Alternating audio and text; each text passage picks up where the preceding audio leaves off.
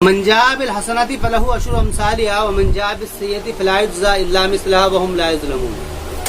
یہ سورہ انعام کی بالکل آخری آیتیں ہیں اور اس کے اندر گویا کہ یہ دستور ہے قرآن کا کہ قرآن کریم جب کسی صورت کو ختم کرتا ہے تو خاتمے کے اندر وہ کچھ نصیحت کے پہلو اختیار کرتا ہے. ہر صورت کے آخر کے اندر یہی مضمون ملتا ہے. تو یہاں پر بات کیونکہ مکے والوں سے بات چلی تھی اس پوری سورہ کے اندر، مکے والوں سے مراد مشرکین سے، یعنی مشرکین سے بات چلی تھی اور مشرکین سے بات چلنے کے بعد میں اب یہاں پر یعنی کہ اجمالاً حکم دیا جا رہا ہے مومنین کو. من جاء بالحسنۃ کہ جو لے کر کے آئے گا اچھائی فلہ عشر امثالہا تو اس کے لیے اسی کے بقدر 10 گنا ہے. ایک نیکی کا بدلہ 10 گنا ہے. روایات کے اندر بھی آتی ہے کہ ایک نیکی کرو گے تو 10 گنا ملے گا، ایک رکعت پڑھو گے 10 رکعت کا اجر، 1 روپیہ صدقہ کریں گے 10 روپے ملیں گے. ایک بات کا حکم کرو گے اچھی کا تو 10 بات کے حکم کرنے کا اچھے کا بدلہ ملے گا. تو من جاء بالحسنات فلہ عشر امثالہا ومن جاء بالسیئۃ اور جو لائے گا برائی تو فلا یجزی نہیں بدلہ دیا جائے گا مگر اسی کی طرح. یہ قانون ہے کہ اچھائی کرنے پر 10 گنا ملتا ہے، برائی کرنے پر صرف اسی کے برابر ملتا ہے، بڑھ کر کے نہیں ملتا. اللہ تعالیٰ کا ضابطہ ہے. فلا یجزی الا مثلها وهم لا یظلمون اور ان کے اوپر کوئی ظلم نہیں کیا جائے گا. مطلب یہ ایک تو یہ کہہ دیا ہے کہ اسی کے برابر ملے گا، اس کے بعد میں تاکیدی طور پر کہہ دیا ظلم نہیں کیا جائے گا. مطلب یہ ہے کہ یہ ظلم نہیں ہے. کسی کا اگر نظریہ یہ بنے کہ اللہ تعالیٰ غفور الرحیم ہے اس کے بعد بھی بندوں کو سزا کیوں، تو جواب یہ ہے کہ اگر جب تک عدل نہیں کیا جائے گا تو اس وقت تک آدمی جب تک ساتھ نہیں کیا جائے گا، انصاف نہیں کیا جائے گا جب تک عادل نہیں ہوگا. اور انصاف یہ ہے کہ ظالم کو سزا دی جائے اور مظلوم کو جزا دی جائے. تو یہ سزا ہے، تو یہ اس وجہ سے ان کو سزا دی جا رہی ہے. وهم لا یظلمون. قل اننی ہدانی ربی الی صراط مستقیم. آپ ان سے کہہ دیجئے کہ بے شک مجھ کو میرے رب نے ہدایت دے دی ہے سیدھے راستے کی. صراط عربی میں لفظ آتا ہے، ایک صراط آتا ہے، ایک سبیل آتا ہے. صراط کا لفظ جو ہے، صراط کا جو لفظ آتا ہے یہ احکامات کے وہ اوامر اور منکرات کے لیے آتا ہے. یعنی جو اوامر اللہ تعالیٰ کے ہیں وہ اور منکرات وہ جو اللہ تعالیٰ کے ہیں وہ، یہ عوامر اور منکرات کے لیے لفظ کا استعمال ہوتا ہے صراط کا. اور سبیل کا لفظ جو استعمال ہوتا ہے، سبیل کا لفظ دین کے مجموعی احاطے کے لیے استعمال ہوتا ہے، مجموعی طور پر. قرآن نے کہا ہے قل ھذہ سبیلی ادعو الی اللہ، یہ میرا راستہ ہے کہ میں اللہ کی طرف لوگوں کو بلاتا ہوں. تو سبیل کا مطلب کیا ہے کہ وہ پورا دین کا مجموعہ. اور یہ صراط جو ہے یہ اوامر اور نواہی کا مجموعہ. عوامر جو اللہ نے حکم دیے اور نواہی جن سے اللہ نے روکا ہے ان کو. صراطی مستقیمہ دیناً قیاماً، فرمانے کی دین ہے قیاماً، سیدھا دین. قیم کے معنی آتے قائم، سیدھا، مضبوط، مستحکم، جس کو کوئی ہلا نہ سکے، جس کے اندر کوئی شک پیدا نہ کر سکے، جس کے اندر کوئی اشکال نہ پیدا کر سکے. یعنی کہ جتنے بھی اس کے احکامات ہیں ان کے اندر کوئی شک و شبہ کی گنجائش نہیں ہے. دیناً قیاماً، دین کہتے ہیں وہ طریقے کو. دین جو کسی کے اوپر، کیونکہ دین سے بنا ہے، دین قرض، دین کے معنی بھی یعنی کہ جو کیونکہ وہ اس کے اوپر ذمہ ہو جاتا ہے، وہ اس کے ذمہ ہو جاتا ہے، وہ اس کو دینا ہی ہوتا ہے. تو اسی طرح فرماتے ہیں کہ یہ ذمے کی چیز ہے، ہر ایک انسان کے ذمے کی چیز ہے قیاماً، جو کہ سیدھی ہے، مضبوط ہے. ملت ابراہیم حنیفہ، ابراہیم علیہ الصلوۃ والسلام کی ملت ہے حنیفہ جو کہ یکسو تھے.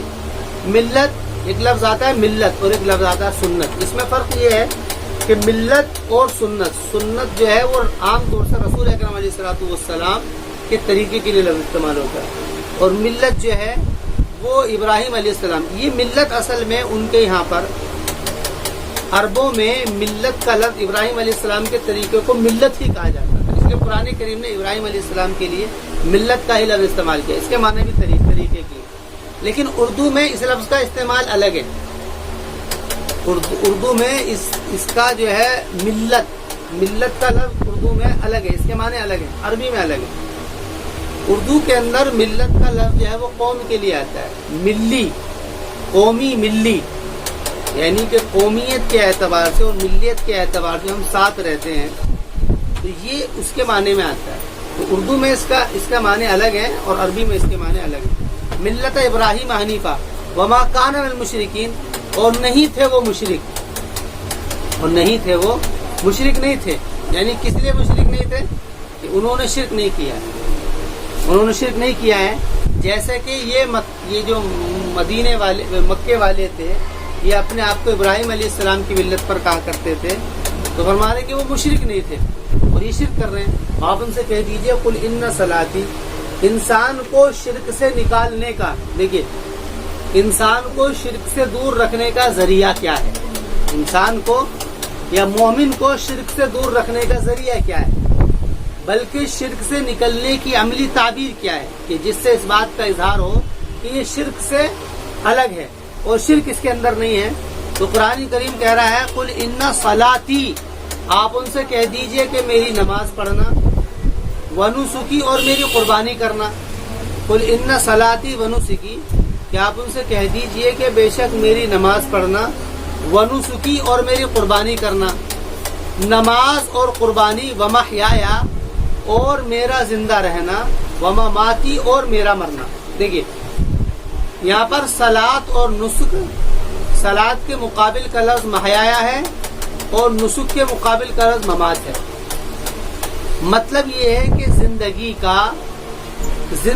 کا جو گزارا ہے، زندگی کا جو گزارا ہے وہ نماز کے ذریعے سے ہے۔ زندگی کی جو تعبیر پیش کی جائے گی عمل کی، اور زندگی کے اندر جس سے جو عمل کا اظہار کیا جائے گا وہ نماز ہے۔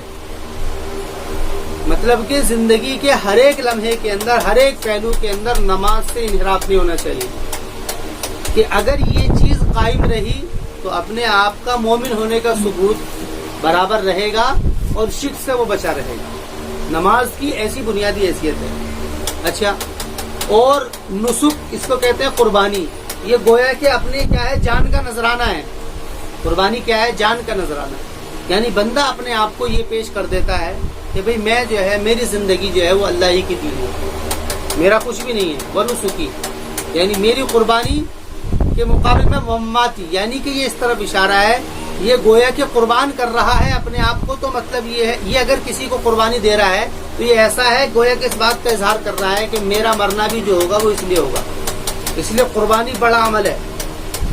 قربانی جو ہے یہ گویا کہ اپنی جان کو نظر کرنے کے معنی میں ہے۔ تو اس کے لیے صلاۃ کے مقابل میں محیایا ہے اور نسک کے مقابل میں ممات ہے۔ اس کو کہتے ہیں لف و نشر، لف و نشر، اس ترتیب کو کہتے ہیں لف و نشر۔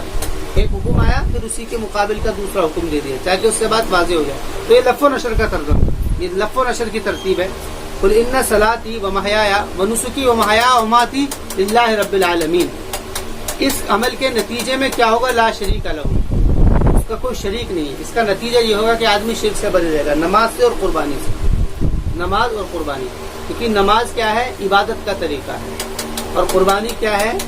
قربانی جو ہے وہ نذرانہ ہے، قربانی نذرانہ ہے۔ لا شریک لہ، کہ جس نے اپنی زندگی اس کی عبادت میں لگا دی اور مر بھی اسی کے لیے رہا ہے تو شرک کا تو اس میں شائبہ ہی نہیں ہوگا۔ لا شریک لہ وبذالک امرت، اور کہیے کہ اسی کا مجھ کو حکم دیا ہے، وانا اول المسلمین، اور میں ان کام کو کرنے والے میں پہلا مسلمان ہوں، یعنی کہ میں سب سے پہلا ہوں ان کام کو کرنے والا، کہ میں اپنے آپ کو بالکل حوالے کر دینے والا ہوں۔ وانا اول المسلمین قل اغیر اللہ ابغی ربا، آپ ان سے کہہ دیجئے کہ اللہ تعالیٰ کے علاوہ میں تلاش کروں رب، کیا میں اللہ تعالیٰ کے علاوہ تلاش کروں رب؟ ابغی ربا وہو رب کل شیء، حالانکہ یہ کہ وہ ہر چیز کا رب ہے، یعنی اس کے علاوہ میں کس کو رب تلاش کروں؟ وہو رب کل شیء، اور وہ ہر چیز کا رب ہے۔ ولا تکسب کل نفس الا علیہا، اور نہیں کماتا ہے کوئی بھی نفس مگر اسی کے اوپر ہوتا ہے، یعنی جو بھی وہ کمائے گا اسی کے اوپر اس کا بوجھ ہوگا۔ اچھا کیا ہے تو اس کے اوپر ہوگا، برا کیا ہے تو اسی کے اوپر ہوگا۔ الا علیہا ولا تزر وازرۃ وزر اخری، اور نہیں بوجھل ہوگی کوئی بوجھل ہونے والا دوسرے کا بوجھ۔ ولا تزر وازرۃ، اور نہیں بوجھ اٹھائے گا، یہ اصل میں نفس اس इसमें जो है नफ्स इसका फाइल है, इसलिए मुअन्नस आया। नफ्स क्या है? मुअन्नस है। और नहीं बोझ, नफ्स जो है उर्दू जबान में जो है ये मुज़क्कर है, अरबी में मुअन्नस है। और नहीं बोझ उठाएगा कोई भी नफ्स किसी का बोझ, सुम्मा इला, यानी कोई किसी का बोझ नहीं उठाएगा। सुम्मा इला रब्बिकुम मर्जिउकुम, और फिर तुम्हारे रब की तरफ तुम्हारा लौटना है। फयुनब्बिउकुम बिमा कुंतुम बिही तख्तलिफून, और फिर वो बाखबर कर देगा तुमको उस चीज़ से जिसमें तुम इख्तिलाफ करते थे। वहुवल्लज़ी जअलकुम खलाइफल अर्दी, और वो वही ज़ात है, और वो ज़ात है कि जिसने बनाया है तुमको ज़मीन का खलीफा, कि जिसने ज़मीन का तुमको खलीफा किस तौर पर बनाया है, यानी कि पहली कौम थी, उस कौम ने अल्लाह ताला की नाफरमानी की तो अल्लाह ने उनको हलाक कर दिया। अब मक्के वालों से कहा जा रहा है कि अब तुमको अल्लाह ताला ने ज़मीन के अंदर तुमको दिया है खलीफा, यानी बाद में आने वाला। इसलिए अब तुम्हारी जिम्मेदारी ये है कि तुम जो है उसको तौहीद और रिसालत को समझो और इसी के मुताबिक अपनी ज़िंदगी गुजारो, कि तुमको बनाया है ज़मीन का खलीफा। वरफ़ा बाज़कुम फ़ौक़ बाज़िन दरजात, और उठा दिया है तुम्हारे बाज़ को बाज़ के ऊपर दर्जे। बाज़ के दर्जे कैसे उठा दिया है? कि किसी को कोई मकाम दे दिया है इक़्तिदार का, या किसी को माल के एतबार से कोई मकाम दे दिया है, या किसी को इल्म अक़ल से मकाम दे दिया है, उठा दिया है। तो लियब्लुवकुम, ये मकाम क्यों दिए गए हैं? माली एतबार से, इक़्तिदारी एतबार से, या इल्म अक़ल के एतबार से।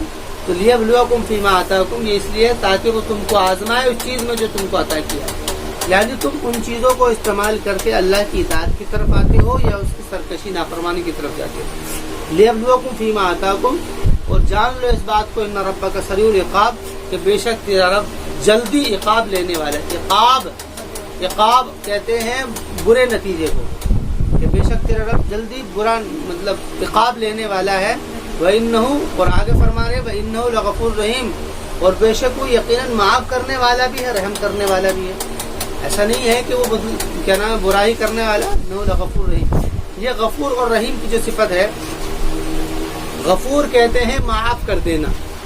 एक आदमी को माफ़ कर दिया, अब माफ़ करने के बाद में रहम, कोई किसी से दुश्मनी थी, उसने उसको माफ़ कर दिया, लेकिन माफ़ तो कर दिया है, लेकिन वो कभी भी उसके लिए भला नहीं चाहेगा।